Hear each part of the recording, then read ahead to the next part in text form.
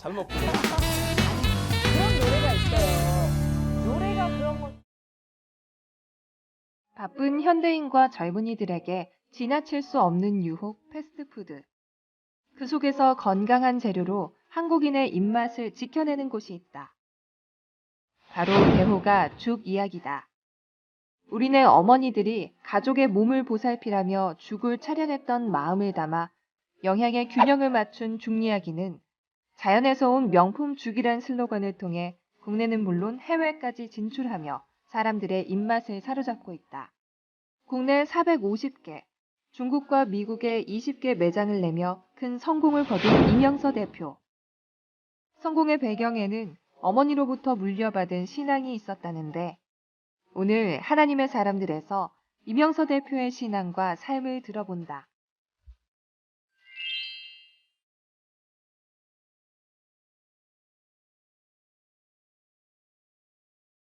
네, 죽하면 이분이죠. 죽 이야기 이명서 대표님 나오셨습니다. 어서 오세요. 반갑습니다. 안녕하세요. 반갑습니다. 아유, 와. 저는 처음 뵙습니다. 네. 죽 이야기 아주 맛있는 죽인데.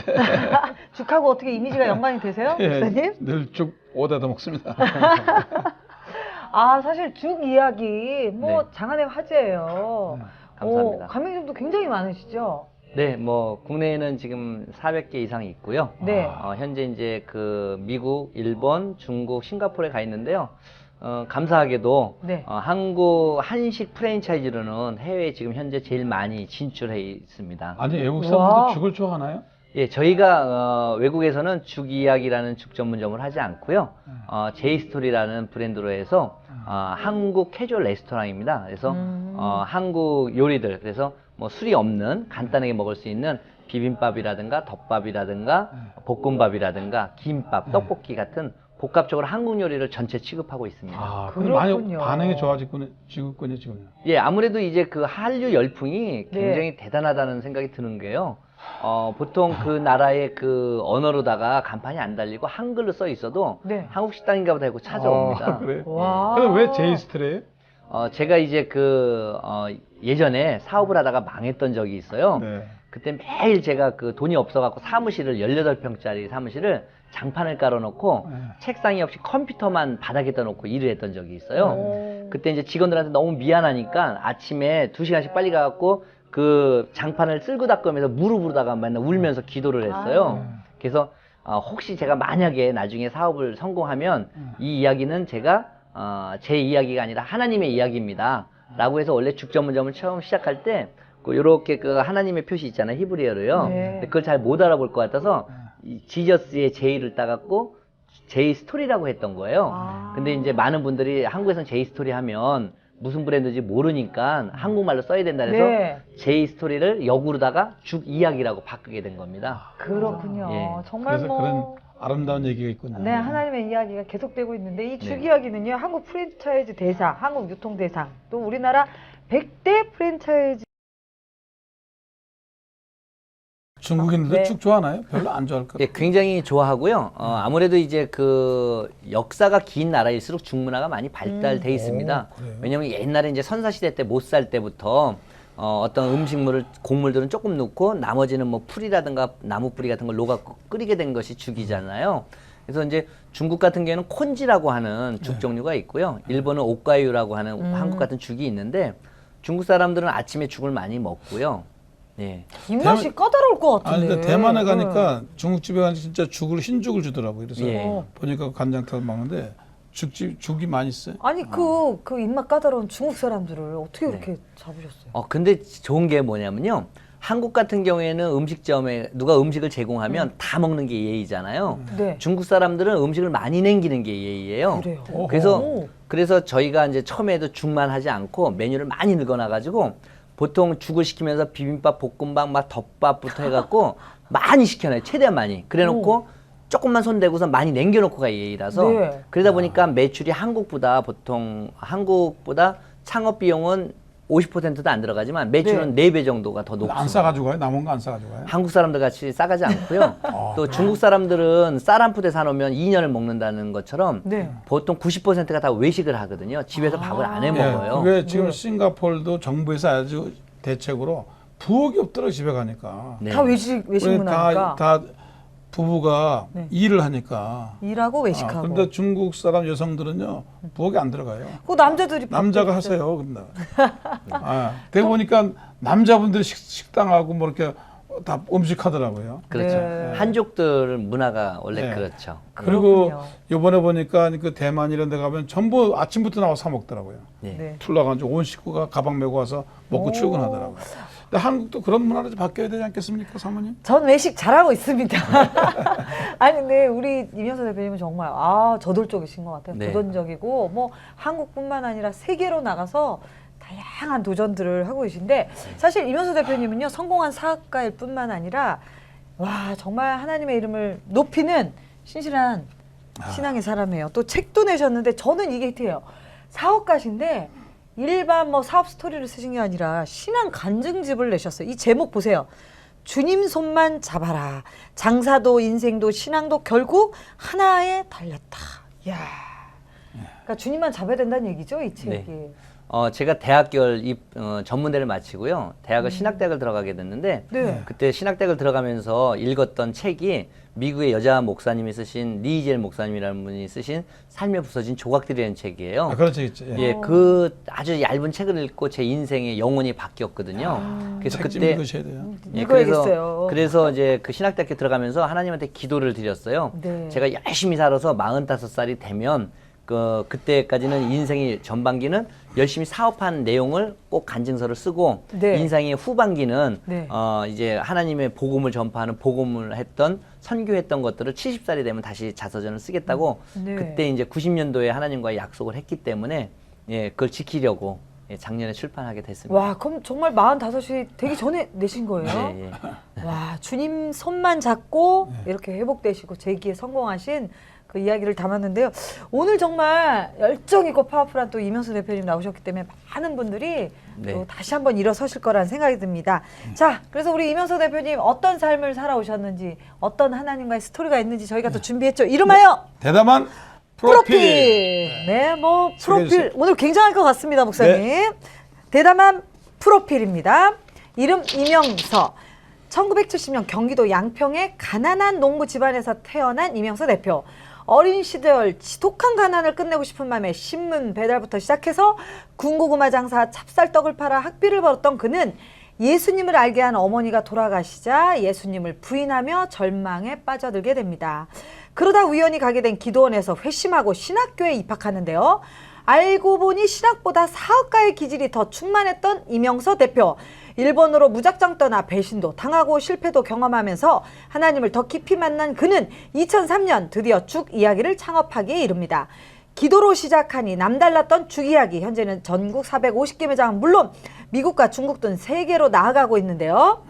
죽 전문점으로는 유일하게 2012년 대한민국 우수 프랜차이즈에 선정되기도 했습니다. 현재 글로벌 프랜차이즈 기업 대호가의 대표이사인 이명서 대표. 그는 성공한 지금도 주님 손만 잡아라고 말씀하셨던 어머니의 말씀을 기억하며 기도로 매일매일 살아갑니다. 이제 음식이 맛뿐만 아니라 복음도 맛도 전하고 싶다는 사람. 바로 이 자리에 있는 이명서 대표님이십니다. 와. 감사합니다. 너무 좋게 써주셨어요. 복음도 전하고 싶은 네, 이명서 대표님. 유년 시절 아주 고생을 많이 하셨군요. 경험도 많으시고. 예, 이 사람이 태어나가지고 첫 번째 장면이 어떤 걸 떠오를지 모르겠는데요. 저는 2돌 전에가 생각이 나요. 예, 기억력이 굉장히 좋은 편인데요. 네. 그날도 아버님이 그 읍내에서 가셨다 오셔가지고 오시면서 저 밑에 동네에서 약줄 드시고 오셔갖고 네. 집에 탁 때려부시고 막 소 외양간에 가서 소를 막 주먹으로 때리시고 막 이랬던 기억이 나요.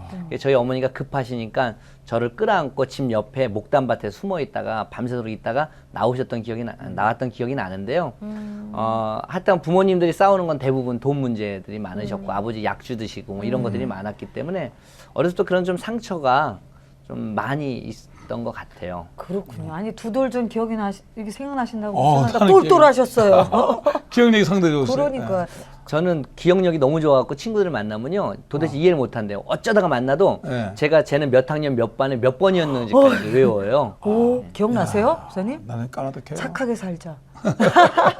정말 대단하세요. 아니 근데 그 고달픈 그 시골 생활 가운데 또 어머님이 예수님을 만나게 된 계기가 있으셨다고. 예. 저희 어머니는요, 원래 이제 몸이 약한 상태에서 결혼을 하셨는데, 그 딸을 연속으로 4명을 낳았어요. 그래서 딸을 4명을 낳고 이제 몸이 더 안 좋으신 상태에서 아들을 못 낳고 그러니까 정신병까지 걸리셨어요. 그래갖고 몸이 너무 약해져서 서울에 있는 큰 병원에 입원하셨는데, 도저히 이제 병원에서는 못 사니까 옛날에는 이렇게 객사하면 나와서 돌아가시는 건 안 좋다고 그래서 집에 가서 돌아가시게 하잖아요. 객사 안 좋다고. 그래서 이분은 살 가능성이 없으니까 집에 가서 돌아가시게 해서 그래갖고 저희 아버지가 청량리역에서 기차를 타시고 양평역까지 오셔서 양평에서 중간에 잠깐 버스 타는 구간이 있어요. 네. 거기에 이제 어머니를 이제 지게에다 매시고 버스를 타셔갖고 오시는데 저희 동네에 양평 장로교회에서 기도원을 지려고 조그맣게 운막을 해놨는데 기도원은 좀 그러니까 예배를 드리자 그쪽 교회가 없으니까 그래서 그 전도사님을 파견하셨었어요. 근데 전도사님이 버스 안에서 무심코 전단지를 돌렸는데 그 전단지에 예수님이 그 가시 면류관 쓰시고 밑에다가 이렇게 나는 곧 길이요 진리요 생명이니 나로 말미암아 아버지께로 올 자가 없다라는 그 성경 기절이 있었는데 그걸 어머니가 받으셔갖고 오셔가지고 아름묵게 누워 계신데 아버지가 친구가 그 저희 동네 스님이에요. 이 스님인데 직관이 묘자리 보는 사람이에요. 네. 그래서 둘이 같이 뒷산에 올라가고 묘자리를 보러 올라가신 사이에 저희 어머니가 이제 그 아름묵게 누워셔갖고 이제 죽는구나 하고선 이렇게 뒷문을 열어놓고 계셨대요. 근데 뒷산에서 갑자기 뜨거운 엄청 큰 태양이 확 올라오더래요. 비몽사몽에. 그러더니 그 뜨거운 태양이 어머니 가슴 속으로 확 들어오는데 낮에 봤던 그 전단지 속에 있는 예수님 얼굴이 들어 계셨던 거예요. 그 가슴 속으로 쑥 들어가신 거예요. 그 길로 일어나셔가지고 앉아 계시니까 아버지가 산에 갔다 내려오셔갖고 놀랬겠네. 몇 자리 보셔갖고 너 지금 미친 거 아니냐고 지금 죽어야 되는데 일어나갖고 앉아 계시니까요. 그랬더니 저희 어머니가 이런 일이 있었다. 그래서 이거 누군지 만나야 되겠다 그래갖고 그 길로 이제 일어나셔갖고 저희 세월리 교회라는 아주 조그만 처음 이제 네. 저희가 어머니가 1호 이제 교회 성도님이 되셨죠. 그리고선 저희 어머니가 사무엘의 어머니 한나가 아들이 없어서 통곡의 기도를 하셨던 것처럼 저희 어머니도 그런 아들이 없어서 엄청나게 기도를 하셨는데 마침 5번째 잉태를 했는데 저를 그게 바로? 낳으시게 됐죠. 해를 품고 태어난 사나이네. 야. 그러다 보니까 그런 한나가 사무엘의 어머니 한나가 그런 아들을 삭도를 대지 아니하고 여호와께 바친다고 하신 것처럼 저희 어머니도 그런 게 귀하게 얻으셨기 때문에 저를 뭐든지 다 그 성경 말씀으로 그런 하나님의 뜻으로다가만 양육하시려고 굉장히 하나님이 주셨죠. 하나님이 잉태했게 하셨고 태의 문을 여셨고 하나님 길러주니까 얼마나 귀하겠어요.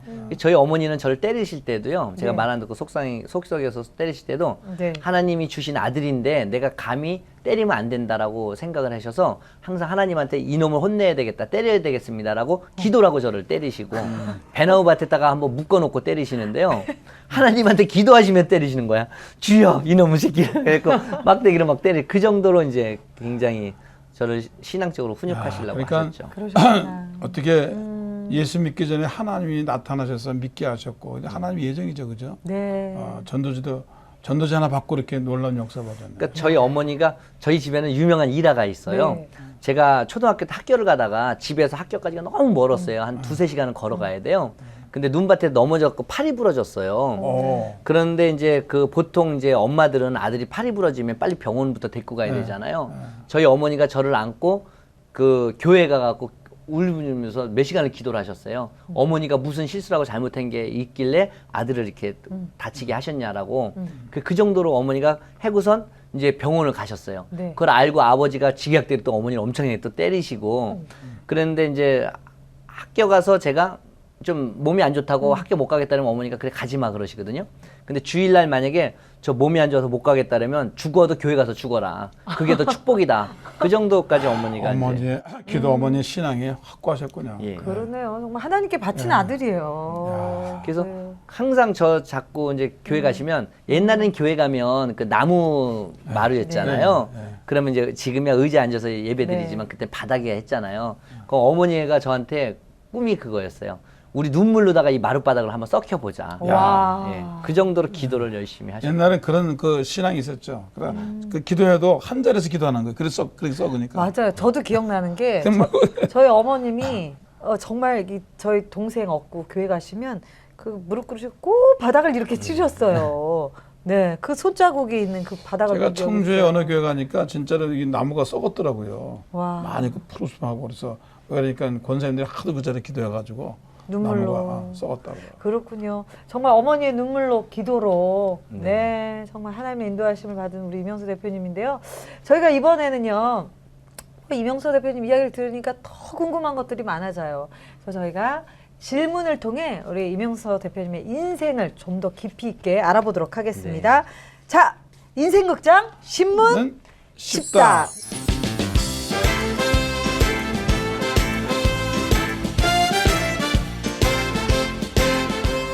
열 가지 질문 드릴 거예요. 질문에 네. 맞춰서 OX 때론 세모로 답해 주시기 바랍니다. 신문 10답입니다. 사장님 경력은 20대부터다. OX. X인 것 같아요. 더 전인 것 같아요. 오, 그래요? 예. 하나님의 존재를 부정한 적이 없다. 있죠. X. 네. 신학교 진학은 내 뜻이었다. 그것도 하나님 뜻인 것 같아요. 네. X인 것 같아요. 아버지를 용서하지 못했다. 예, 절대 용서를 못했었죠. 아. 예. 오. 일본 유학 시절 공부보단 장사가 쉬웠어요. 네, 0입니다. 네, 목사님. 농약병 들어본 적이 있다. 오. 있긴 있는데 본 뜻은 세모. 그렇지 아, 않았다는 세모, 거죠. 세모. 왜냐면 저 사람은 세모. 하나님 나라 못 가니까. 알겠습니다. 네. 하나님이 중 이야기를 열어주셨다. OX. 예. 네, 오. 나를 무너뜨린 건 순간의 방심이었다. 네, 내 꿈은 하나님의 기업이다. 그렇습니다. 날마다 죽는다. 네, 0입니다. 네, 아, 날마다 죽는다. 힘들죠. 네.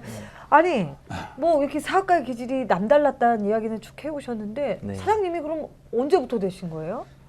아, 사장이라기보다 장사를 초등학교 때부터 했어요. 초등학교요? 예, 그래서 초등학교 때는 가을에는 밤을 주워다가 5일장 난전에 가서 팔고요. 그리고 이제 여름에는 뱀 잡아다가 한약방 같은 데 갖다 팔고 겨울에는 토끼나 꿩 같은 거 잡아다 팔고요.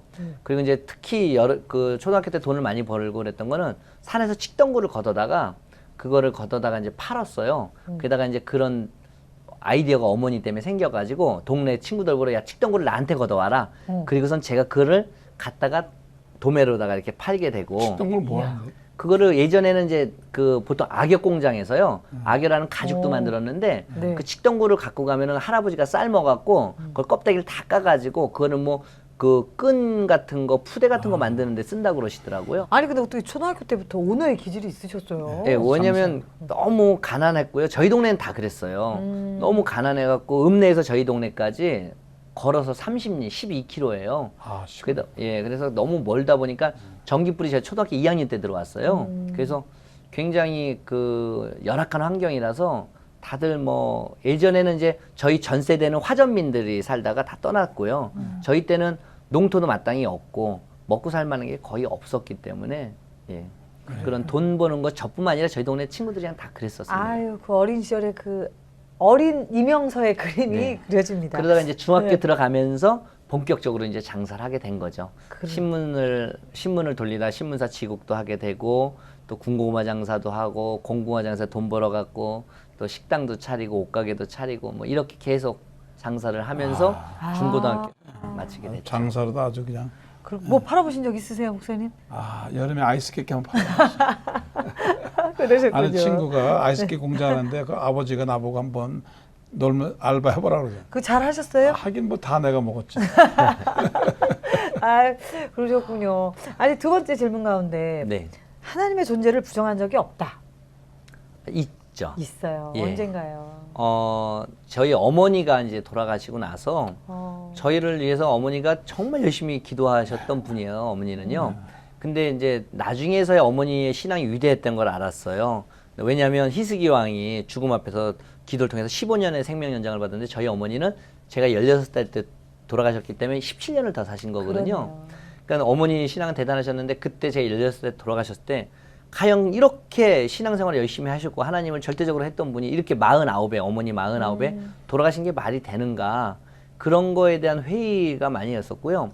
어머니가 돌아가시자마자 새어머니들이 들어오기 시작했어요. 그러면서 아버지가 학교만 갔다 온 그 땅을 다 팔아 치우시고 그래서 이거는 도대체 어머니가 그 땅을 이제 제가 목사님 되면 기도원 하자. 맨날 그 땅에서 너는 조영기 목사님 같은 사람 되라. 나는 최자실 그 당시에는 집사님 같은 사람 되겠다. 그 땅을 놓고 맨날 기도했던 땅이거든요. 네. 근데 어머니 돌아가시고 얼마 있다 그걸 다 팔아치우시니까 아 이게 하나님에 대한 존재를 아 이건 역시 신은 어설프게 이제 그 교회를 다녔기 때문에 뭐 어렸으니까요. 아 이게 신이라는 것은 하나님은 결국 나약한 인간들이 만들었구나라고 해서 그때부터 한 4, 5년을 엄청나게 4년 정도를 하나님을 부정하면서 더 예, 방황을 했죠. 그랬군요. 그래도 신학교는 가셨어요. 그러다가 이제 네. 그 고등학교도 제가 간신히 들어갔고요. 공부를 못해서요. 대학은 가야 되겠는데 공부를 못해갖고 또 간신히 후진 아주 삼류 전문대를 갔어요. 그래서 전문대 다니면서 제가 부동산 일을 했는데 돈을 굉장히 많이 벌었었습니다. 그래서 이야. 오. 그래서 그 88년, 89년도에는 그 강남에 가면 제일생명 옆에 부동산들이 많았고 그 딱지를 받으면 팔아요. 그럼 보통 딱지를 2천만 원씩 이렇게 붙여서 팔거든요. 네. 그럼 그걸 팔아주면 제가 20%의 수수료를 받는 거예요. 오. 그렇게 해갖고 돈을 벌면은 나쁜 친구들을 모집했어요, 제가. 오. 제가 그 당시에는 운동도 좋아하고 싸움을 너무 좋아해갖고 뭐 어디 부시러 다니는 거 이런 거를 했었어요. 그러다가 이제 저한테 맞은 사람이 많이 다치고 죽을 만큼 다쳤었어요. 그래서 급한 마음에 기도원으로 도망을 갔고요. 기도원에서 그 아까 예전에 얘기 드렸던 리질 목사님이 쓰신 삶의 부서진 조각들이라는 책을 읽으면서 저보다 훨씬 불행하고 힘들었던 여자 목사님도 이렇게 굳건히 살고 하나님 축복을 받는데 저는 훨씬 남성했다가 강한 사람인데 이렇게 제 스스로를 망가뜨릴 수는 없다라고 해서 그 길로 이제 어머니가 찾으셨던 하나님 제가 다시 찾겠다라고 해서 기도원 뒷산에 올라가서 소나무가 뽑힐 정도로 기도하고 내려와서 안양에 있는 성결대학교를 가게 됐죠. 아유. 아니 근데 신학교는 가셨는데 목사님 생각해 보세요. 이 어둠의 생활을 하다가 이렇게 부시러 다니시다가 신학교 군대 생활을 가셨죠. 군대 갔다. 네. 학교 생활 잘 안 했을 것 신학대학교 같은데. 가서 저만 2단하였어요. 그러니까 지금 보면 저희 동기 목사님들이나 다 사모님이 되셨잖아요. 네. 그럼 도대체 이해 안 가는 사람이 저예요. 왜냐면 학교 다니면서도 굉장히 그 폭력적이고 굉장히 거칠었던 사람이거든요. 그래서 이제 그랬던 사람인데 지금 이제 예전에는 안 그랬는데 지금 이제 홀리파로 바뀌었다고 이제 많은 죽처럼 사람들이 부드러워지셨죠. 그래서 이게 친한 친구들은 그래요. 성공 사례 숙이 써야 된다고. 어떻게 이런 개가 사람이 될 수 있냐. 신학교 때 어머니들이 사람들하고 깡패 같은 사람 보낸 적이 있어요. 신학교 가면 깡패 한둘이 있어요. 근데 그런 케이스로 들어왔다가 좀 완전히 변화되는 사람들 아 많더라. 어떻게 보면 영화 속의 주인공이시네요. 예, 그래서 네 그렇습니다. 아버지는 어떤 계기로 용서하셨나요? 제가 이제 뭐 아버지에 대한 존재를 굉장히 부정했던 사람이고요. 어머니가 돌아가셨는데 어머니가 아름목해 계신데 누워갖고 돌아가신 분이 계신데 외삼촌이 오셨는데 그러시는 거예요. 처남 난 혼자 못 살아. 난 농사짓굴에 대해서 세장가 가야 돼. 누워 계신데 돌아가신 분이 계신데요. 아, 살아계실 때도 그렇게 못 살게 굴고 때리고 맨날 그러셨던 분이 저 사람이 우리 아버지가 맞나? 막 그때는 한이 된 거예요. 그래서 제가 신학대학을 다니는 4학년 때까지 동네만 가면 동네 형님들한테 그랬어요. 도대체 저는 뭐 우리 아버지는 왜 안 죽는지 모르겠다. 딴 사람들은 술 먹고 심심하다가 농약 먹고 죽기도 하고 들에 가가지고 꼴배로 갔다가 배 물려서 죽기도 하고 읍내에 갔다 버스에 치여서 죽기도 하는데 저놈 아버지는 죽을 생각도 안 한다. 빨리 죽어버려야 땅을 안 야, 얼마나 원하니 그래, 깊었으면. 땅을 못 그래. 파시니까요. 학교만 갔다 오면 땅을 파시니까 그런 게 너무 싫었던 거예요. 그런데 이제 제가 일본에 유학을 가려고 잠시 공부를 했는데 밤에 이제 그 하룻불을 들여놨어요.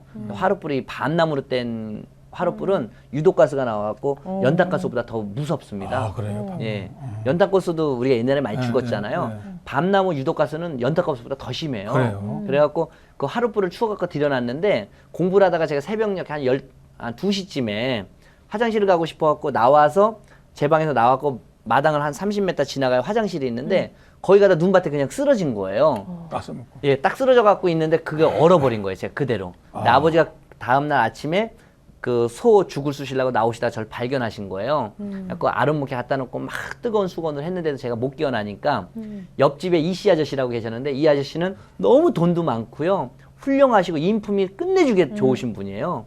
그래서 맨날 그 아저씨, 이씨 아저씨의 아들들한테 그랬어요, 제가.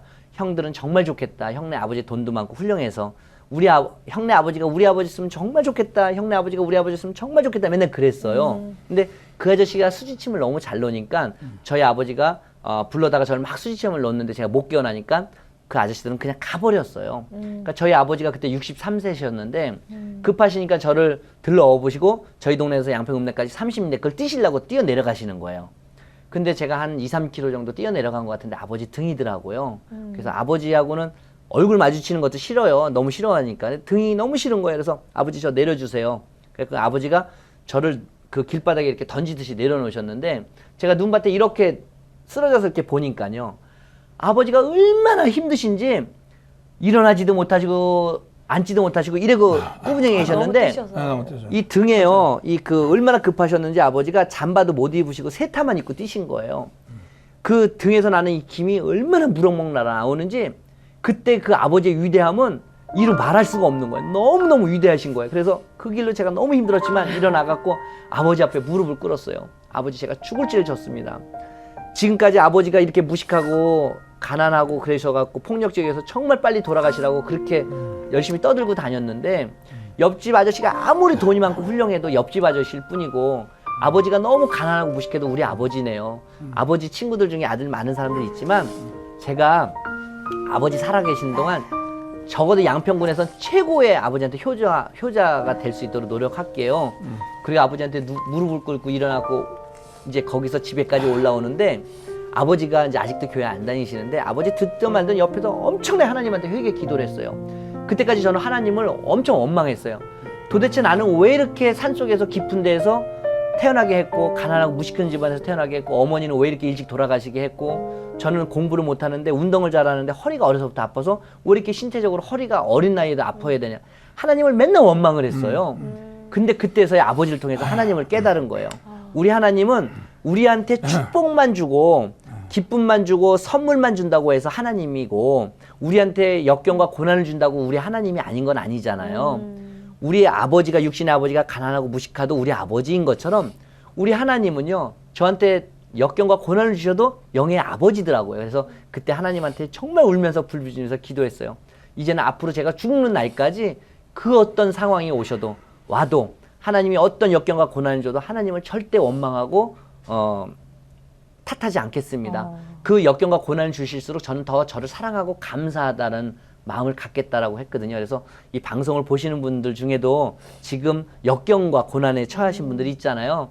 그렇다고 하나님 나는 왜 이렇게 새벽 기도를 열심히 했는데 11조를 열심히 했는데 왜 이렇게 고난이 오지? 이렇게 생각하지 마시고 그럴수록 정말 더 하나님이 날 사랑하시는구나 이런 생각을 하시면 더 좋지 않을까 생각합니다. 아버지하고 아들 관계가 안 좋은 사람들이 듣고 그래요. 훗날 하나님의 아름다운 그림을 생각하고 믿어야 되겠어요. 진정한 회개네. 탕자가 돌아오고 아버지를 용서하고 그래서 지금도 일주일에 한 번, 두 번씩은 꼭 가요.